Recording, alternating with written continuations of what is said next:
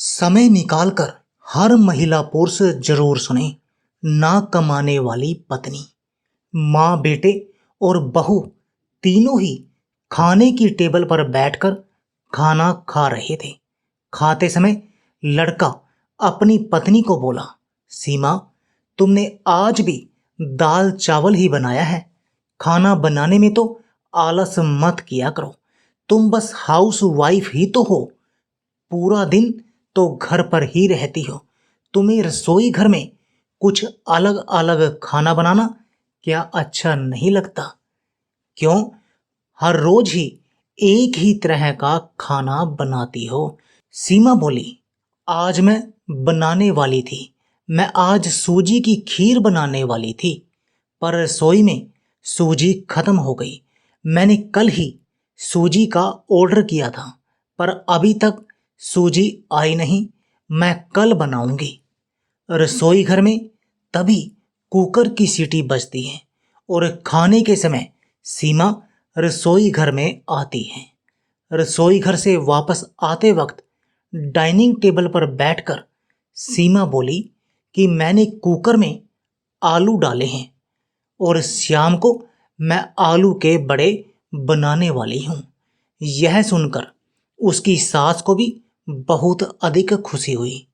तब गोपाल बोला, अच्छा है, तुम दोनों को तुम्हारी पसंद की चीजें बनाने और खाने में बहुत मजा आता है। ऐसे में तभी दरवाजे की बेल बजी। सीमा वापस खाने की टेबल पर से उठकर दरवाजा खोलने गई। डिलीवरी बॉय सूजी लेकर खड़ा था। पार्सल लेकर सीमा वापस खाने की टेबल पर खाना खाने के लिए बैठती है। उसी समय तभी माँ बेटे से बोली कि तूने अगर दरवाजा खोल दिया होता तो फिर क्या हो जाता?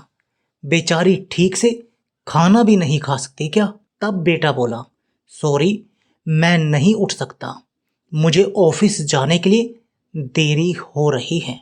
फिर वह रूम में चला जाता है। वो सीमा को आवाज देता है, मेरी फाइल नहीं मिल रही, तुम ढूंढ कर दो। सीमा फिर एक बार खाने की टेबल से उठने वाली थी और उसकी तरफ जाने वाली थी। तभी सास ने उसको रोक दिया। तुम ना जाओ, छोटा बच्चा नहीं है वो, खाओ तुम खाना। थोड़ी देर बाद कमरे से गोपाल की आवाज आई कि फाइल मिल गई। सास और बहू दोनों ही खाने की टेबल पर एक दूसरे की तरफ देखकर हंसने लगी, मुस्कुराने लगी। गोपाल ऑफिस जाने के लिए निकल गया।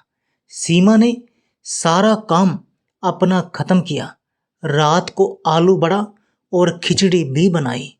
खाना देखकर गोपाल और सास खुश हो जाते थे, क्योंकि सीमा बहुत अच्छा खाना बनाती थी।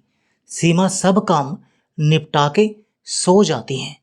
तब दूसरे दिन सुबह गोपाल अपने बेडरूम में फाइल ढूंढ रहा था और वह फाइल ढूंढने की वजह से उसने सारा का सारा बेडरूम पूरा अस्त व्यस्त कर दिया। कोई चीज कहीं, कोई चीज कहीं। गोपाल अकेले में बड़बड़ा रहा था, इस घर में कभी कोई चीज समय पर नहीं मिलती, क्योंकि उसको वो फाइल नहीं मिल रही थी। इन औरतों को कोई काम होता ही नहीं, इसलिए दिन भर इधर का सामान उधर करती रहती हैं, बस इसी काम में लगी रहती हैं। गोपाल अपने आप में ही बड़बड़ा रहा था। उसकी आवाज से सीमा वापस अपने रूम में आती है और रूम की वैसी बुरी हालत देखकर उसे गोपाल पर बहुत गुस्सा आता है। वह गोपाल को पूछती है, आप क्या कर रहे हो? तभी गोपाल बोलता है, मैंने तुम्हें परसों जो फाइल दी थी वो फाइल कहाँ पर रखी है? सीमा तुरंत वह फाइल बाहर निकालती है, क्योंकि वो फाइल उसने ही रखी थी। गोपाल को दे देती है। सीमा गोपाल को तब कहती है, इतना सारा सामान बिखेरने से पहले मुझसे एक बार पूछा तो होता कि वो फाइल कहाँ है। कितना सामान बिखरा पड़ा है। मैं दिन भर यही काम करती रहूं क्या? मेरे पास कोई और काम नहीं है?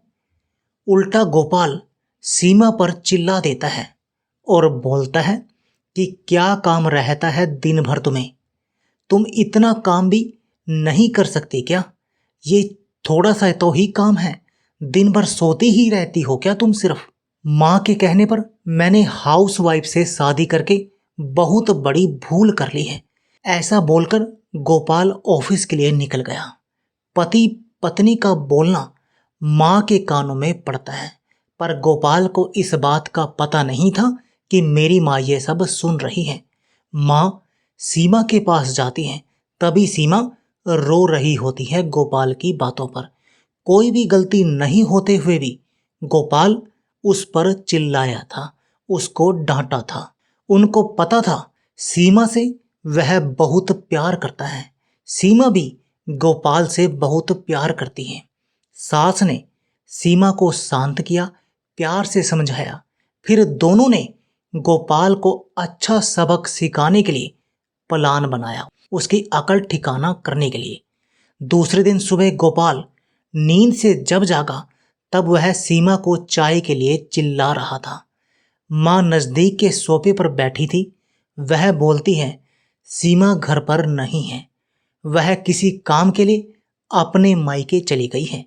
गोपाल फोन निकालता है और सीमा को फोन करने लगता है।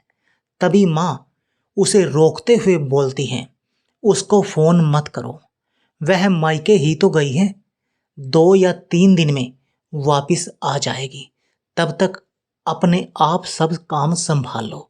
गोपाल फोन रख देता है और माँ को बोलता है कि माँ चाय। तभी माँ बोलती है, हाँ 2 कप बनाना, मैं भी जरूर पीऊंगी। इच्छा न होते हुए भी गोपाल चाय बनाने के लिए रसोई घर में जाता है। उसका मन नहीं था, पर माँ के कहने पर उसको जाना पड़ा। माँ सोफे से खड़ी होती है और बेटे गोपाल को पुकारती है। वो सोचने लगता है कि माँ उसे रोकेगी चाय बनाने से और खुद चाय बनाने जाएगी, पर माँ उल्टा बोलती है, मेरी चाय में शक्कर कम डालना, मैं कम शक्कर वाली चाय पीऊंगी। गोपाल चाय बनाता है और चाय लेकर आता है। माँ और बेटा दोनों ही बैठकर चाय पीते हैं। फिर माँ बोलती है, चाय अच्छी बनाई है, पर सीमा जैसी नहीं बनाई है। वो चाय बनाती तब तुलसी के पत्ते भी डालती और उसका टेस्ट और भी गजब होता। उसकी चाय की तो बात ही अलग है। बेटा कोई बात नहीं, अगली बार जब तुम चाय बनाओगे तब इस बात का ध्यान रखना। गोपाल अपनी माँ को देखता ही रह जाता है। थोड़ी देर बाद गोपाल माँ को बोलता है, माँ आज मैं मटर पनीर खाना चाहता हूँ। माँ तब बोलती है, गोपाल की तरफ देखकर बोली, अरे वाह, आज मेरा बेटा मटर पनीर बनाएगा और मुझे खाने के लिए देगा। अच्छा हुआ, बहुत दिनों से मटर पनीर खाने की इच्छा हो रही थी। तभी गोपाल बोला, अरे वाह, मटर पनीर आपको बनाने के लिए कहने ही वाला था। तभी उससे माँ बोली, नहीं बेटा, मेरा घुटना बहुत अधिक दुखता है, मैं इतनी देर रसोई घर में खड़ी नहीं रह सकती। तभी गोपाल अपना फोन निकालता है और रेस्टोरेंट से खाने का ऑर्डर देने लगता है, पर तभी माँ उसे रोकती है और बोलती है, मुझे होटल का खाना पचता नहीं है, मुझे होटल के खाने से गैस हो जाती है और तुम मुझे बाहर का खाना खिलाने वाले हो क्या? शायद माँ से प्यार नहीं करते हो तुम गोपाल। तभी गोपाल खाना बनाने के लिए रसोई घर में जाता है। 1 घंटे के बाद खाना तैयार होता है। 2 थाली में खाना लेकर गोपाल माँ के पास आता है। गोपाल ने आज दाल चावल बनाया था। यह माँ देखती ही गोपाल को बोली, अरे बेटा, तुम तो मटर पनीर बनाने वाले थे ना? गोपाल बोला कि माँ यह बनाना आसान है, बनाने के लिए इसलिए मैंने इसको बनाया है। तब माँ बोलती है, सीमा होती तो आज उसने मटर पनीर बनाकर मुझे खिला दिया होता, पर जाने दो, तुम्हारे हाथों का खाना बना हुआ कहाँ रोज रोज मैं खाती हूँ, आज इसको ही खा लेते हैं। ऐसा बोलकर खाना खाने के लिए टेबल पर आकर माँ बैठती है। चल दोनों साथ में आज खाना खाते हैं। गोपाल ने पहला निवाला मुंह में डाला ही था, तब माँ उससे बोली, अरे बेटा, दाल में नमक कम है, जा और नमक लेकर आ। वह खाते खाते उठता है और रसोई घर से नमक लेकर आता है और माँ को देता है। फिर वह पानी माँ को दे देता है। इस सब में गोपाल के चेहरे पर गुस्सा स्पष्ट रूप से दिख रहा था। गोपाल को अब समझ आ रहा था कि वह सीमा के साथ जिस प्रकार का बर्ताव कर रहा था उसे कितना बुरा लगता होगा। वह यह सब खुशी से करते थे। उसके चेहरे पर कभी कोई भी सिकन उसने नहीं देखी थी। वह सोचते सोचते खाना खा रहा था। माँ यहीं पर ही नहीं मानी। खाना होने के बाद माँ गोपाल को बर्तन धोने के लिए भी कहती है और माँ अपने कमरे में आराम करने चले जाती है।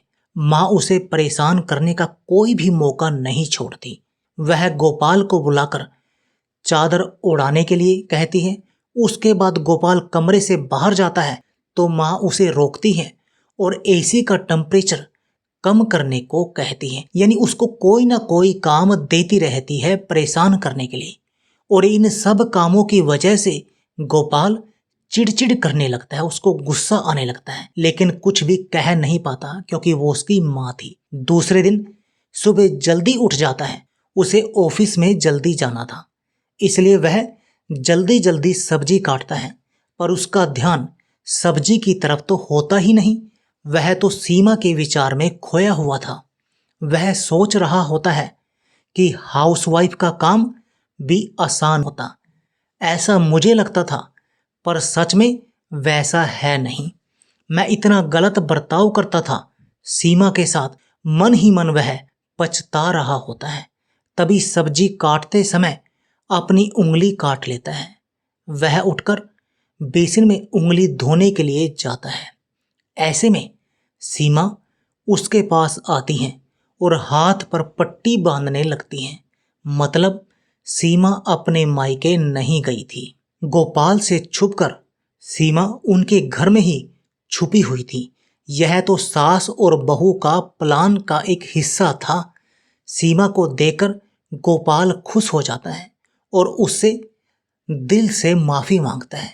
सीमा को बोलता है कि घर का काम करना बहुत आसान होता है। तुम घर पर रहती हो, तुम्हें क्या काम रहता है, ऐसा मैं हमेशा बोलता था, पर एक ही दिन में मुझे सब समझ आ गया। मेरी अकल ठिकाने आ गई। मैं तुम्हें ऐसा कभी नहीं बोलूँगा आगे से, और इसके आगे हम एक साथ घर के सारे काम किया करेंगे आज से। घर हम दोनों का है तो घर के काम भी हम दोनों ही करेंगे मिलकर। दोनों का बोलना माँ बाहर से सुन रही थी और वह दोनों के लिए बहुत खुश थी कि आखिर बेटे को अकल आ गई और बेटे और बहू में इतना प्यार है। तो इस कहानी के बारे में दोस्तों आपकी क्या राय है, आप हमें कमेंट करके ज़रूर बताइएगा। दोस्तों, आपको हमारी ये मज़ेदार कहानी ना कमाने वाली पत्नी कैसी लगी, आप हमें कमेंट बॉक्स में ज़रूर बताइएगा। यदि आपके पास भी ऐसी ही कोई प्यारी सी कहानी है या फिर ऐसी कोई कहानी है जिससे हमें कुछ शिक्षा मिले, तो आप उसको हमारे साथ ज़रूर शेयर करें, ताकि आपकी कहानी के ऊपर भी हम आपके नाम के साथ एक वीडियो बनाएं। दोस्तों, यदि आपको हमारी ये वीडियो अच्छी लगे तो आप हमारी इस वीडियो को लाइक शेयर जरूर करें, और ऐसी ही दिल को छू लेने वाली प्रेरणादायक कहानियाँ, सामाजिक कहानियाँ, पारिवारिक कहानियाँ सुनने के लिए हमारे चैनल को भी सब्सक्राइब करें। दोस्तों, यदि आप हमें फेसबुक पर देख रहे हैं तो आप हमारे फेसबुक पेज को भी लाइक और फॉलो जरूर करें। तो दोस्तों, फिर मिलते हैं ऐसी ही ज़बरदस्त कहानी या फिर टिप्स के साथ नई वीडियो में। तब तक के लिए आप सभी का धन्यवाद। आप सभी अपना ध्यान रखना, अपना ख्याल रखना। आपका दिन शुभ हो, आपका दिन मंगलमय हो। धन्यवाद दोस्तों।